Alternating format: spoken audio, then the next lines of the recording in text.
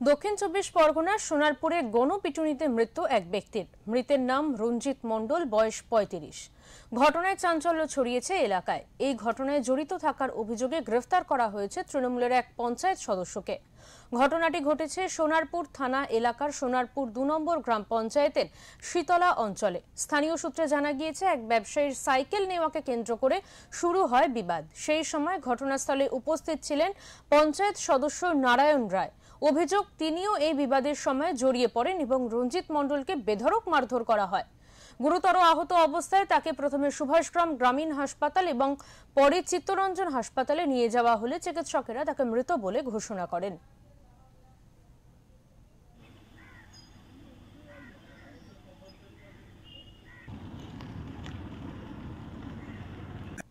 ওর সঙ্গে ওর সাইকেল নিয়ে গিয়েছে, ওর সঙ্গে বাদানুবাদ হয়েছে। এবার সেই সময়ে এখানকার পঞ্চায়েত সদস্য আমার দোকানে এসছে ওই নেসকাফি কিনতে, ও নেসকাফিটাও নিয়েছে। নিতে তখনই ওই ভদ্রলোক বলছে, এই তা তুমি সাইকেল নাও নি, অস্বীকার করছো, না নিলে এই বয়স্ক লোকটা, এত লোক আছে কারোর কথা বলে না, তোমার কথা বলছে, তাই তুমি যাও, কোথায় রেখেছো সাইকেলটা আনো। এই কথা বলার সঙ্গে সঙ্গে ও একদম উত্তেজিত, চড়োয়া, আর সে বিশ্রী ভাষায়, মানে সে ভাষা মুখে আনার মতো নয়, এমন ভাষা বলছে। এইসব দেখে একদম যেন মারামারি হবে, মারামারি করবে এরকম তারে, হ্যাঁ, সে আরো বিশ্রী ভাষায় গালাগালি দিচ্ছে।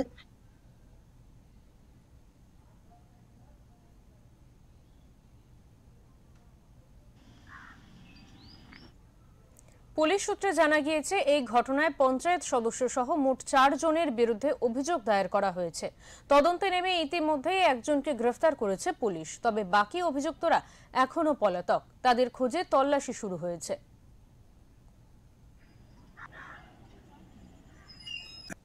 ওর সঙ্গে ওর সাইকেল নিয়ে গিয়েছে, ওর সঙ্গে বাদানুবাদ হয়েছে। এবার সেই সময়ে এখানকার পঞ্চায়েত সদস্য আমার দোকানে এসছে ওই নেসকাফি কিনতে, ও নেসকাফিটাও নিয়েছে। নিতে তখনই ওই ভদ্রলোক বলছে, এই তা তুমি সাইকেল নাও নি, অস্বীকার করছো।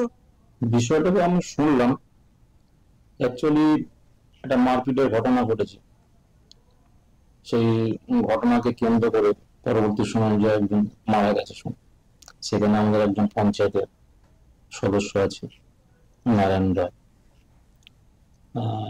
গ্রেপ্তারও হয়েছে শুনেছি। তবে আইনের পথে ছিল, দোষী যারা আছে শাস্তি পাবে, প্রশাসন সে বিষয়টা দেখছে।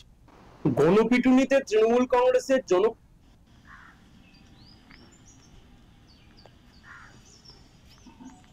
এই ঘটনার পর থেকে এলাকায় উত্তেজনা। রাজনৈতিক মহলে শুরু হয়েছে চাপানুতর।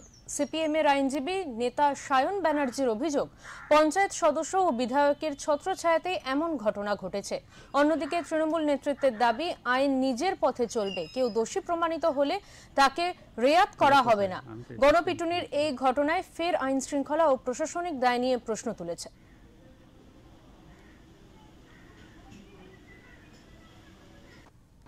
গণপিটুনিতে তৃণমূল কংগ্রেসের জনপ্রতিনিধি জড়িত, এতে আশ্চর্য হওয়ার খুব একটা বিষয় নেই, কিন্তু সোনারপুরের মতো জায়গায় গণপিটুনি, এটাই আশ্চর্য হওয়ার মতো বিষয়।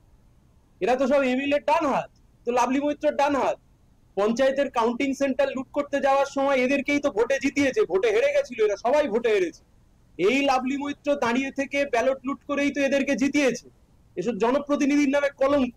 এলাকায় এক একটা সন্ত্রাসের অবস্থা তৈরি করে রেখেছে, সন্ত্রাসের পরিবেশ করে রেখেছে। সব জানা সত্ত্বেও চুপ করে রয়েছে। একজন এর পেছনে জড়িত নয়, আরো অনেকে জড়িত। পুলিশকে আরো সক্রিয় হতে হবে এবং পুলিশকে জবাবদিহি করতে হবে যে সোনারপুরের মতো জায়গায় এই ক্রাইম সিন্ডিকেট বাড়ছে কিভাবে। অবৈধ চোলাই, অবৈধ সাট্টার ঠেক, মদের ঠেক, জুয়ার ঠেক, এবং সেই সমস্ত জায়গা থেকে যেভাবে একের পর এক অপরাধ প্রবণতা বাড়ছে এবং এমএলএ এর আশকারায় অপরাধ প্রবণতা বাড়ছে, পুলিশকে জবাবদিহি করতে হবে। তৃণমূল এর দায় কখন এড়িয়ে যেতে পারে না।